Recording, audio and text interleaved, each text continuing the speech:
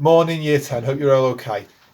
I think a couple of you were finding that mini QMA I set today quite challenging, so I thought I'd just go through it. I've done this video in two parts because it takes ages to upload, so I'll talk about the first three questions, okay? So I'll read a bit and then I'll talk about it, or I might just read and talk at the same time. Question one is remember, just a straightforward question. It's 5 points. You need to list 5 points about Max. Okay, don't waste time. Do them as bullet points. Always bullet points for question one.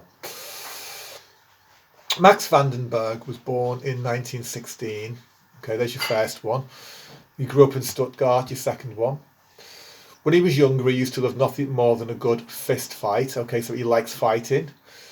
He was not quite 2 years old when his father died in the war, shot to pieces on a grassy hill. So his dad was killed and dad was shot. When he was 9, his mother was penniless, so they'd come from a poor family. That's your fourth point.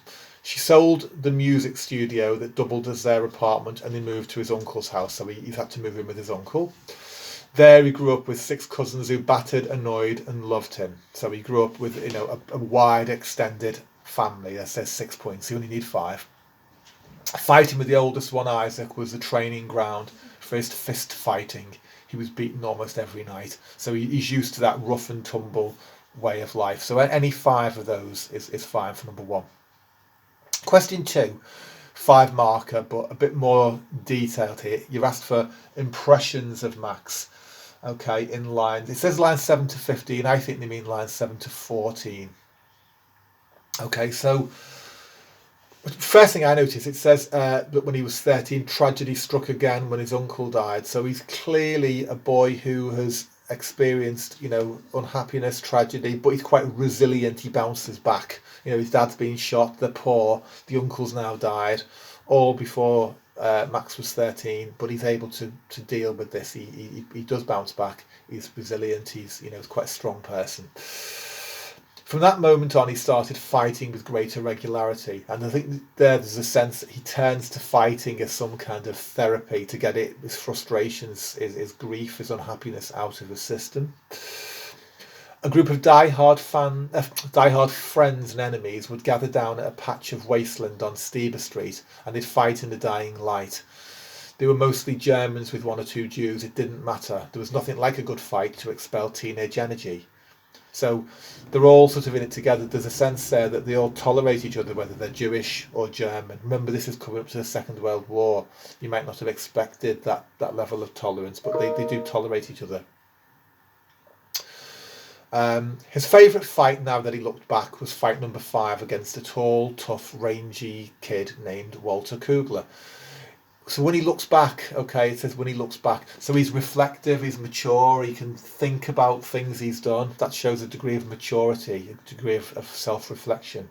Also, maybe he's a bit of a risk taker. His favourite fight was against a kid who was quite tough, tall and tough and rangy. That means sort of seems to take up a lot of space. And also that same child, Walter, had won all 4 rounds of the previous encounters. So basically, he's not a kid who's easily beaten, yet Max is prepared to fight him. He's prepared to take those risks. Max could feel something different. There was new blood in him, the blood of victory. So there's a sense here that he's getting a taste for that sort of for winning, okay, even though he knows the other boy is bigger than him and a tough fighter. Max has got that urge to fight and to win. The next question, number 3, excuse me, is a 10 marker. Okay, and we're asked for how the excitement is conveyed. So I'm just going to pick out phrases that you might use here. So there's a tight circle crowded in on them. Okay, that would create a degree of tension, wouldn't it, with the audience pressing in, maybe making it hard, if you like, for Max to walk away. Everyone's kind of pressed in, looking at them. Everybody's smiling, so there's a sense of excitement in the air. It says that money was clutched in filthy fingers. Okay, that verb clutched suggests that they're all excited for what they're going to see, adding to the the tension there, the drama. But also it says the cries were filled with such vitality that there was nothing else but this. It's like the only thing these people have got. because there isn't anything else in their childhood. Vitality means life and an excitement. The writer says, God, there was such joy and fear there, such brilliant commotion. Even the word God, it's almost like uttered as a prayer, isn't it? Thanking God for the excitement that they've got. The two fighters were clenched with the intensity of the moments. That verb, clenched, they're holding on to each other in those moments before the fight starts. Okay, that's quite an important way of building up the tension. It describes the wide-eyed concentration, like as if they're watching each other for every move. And as well, and once after a minute or so of testing each other, they move closer, taking more risks. That sense of the increasing risk-taking would add to that excitement. The friends are calling stuff out. Come on, Max. Come on, Maxi Taxi. You've got him now. You've got him. You've got him. You've got him. That repetition would sort of encourage the fighters, would create that tension, that drama. You've got a contrast between the way Max fights and the way that Walter fights. So Max is smaller, but he's graceless. He just throws fast punches, but the other boy's stronger. It says he's more skillful, throwing jabs that constantly land on Max's cheek. So that imbalance of skill would create the excitement, because you'd expect Walter to win. But you've got a very short sentence in line 29. Max kept coming. Okay, so Max keeps bouncing back.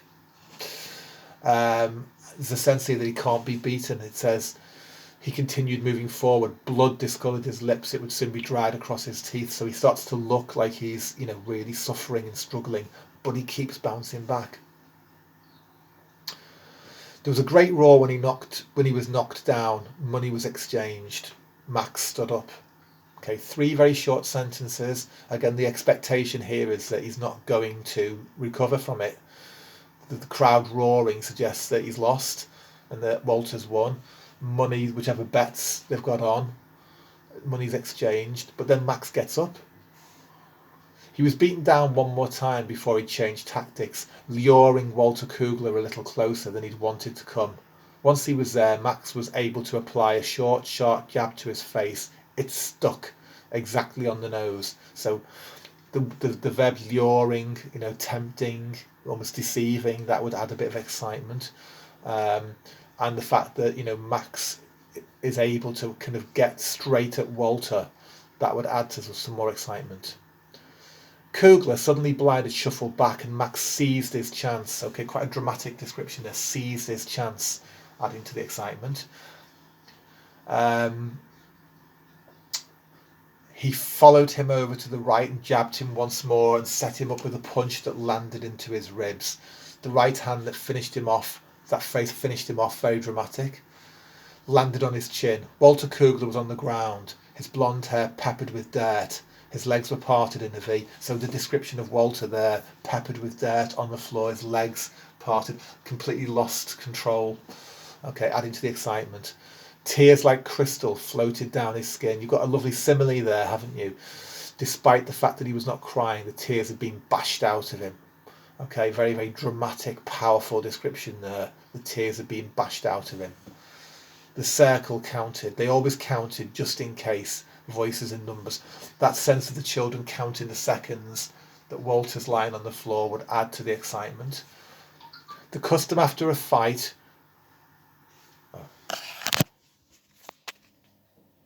Oops, sorry, thought my phone had stopped then. Sorry. The custom after a fight was that the loser would raise the hand of the victor. When Kugler finally stood up, he walked sullenly to Max Vandenburg and lifted his arm in the air. Thanks, Max told him. Kugler proffered a warning. Next time I kill you. Okay, that's quite a good way to end that section, isn't it? Next time I kill you, a sense of threat, sense of menace, and that would add to the excitement.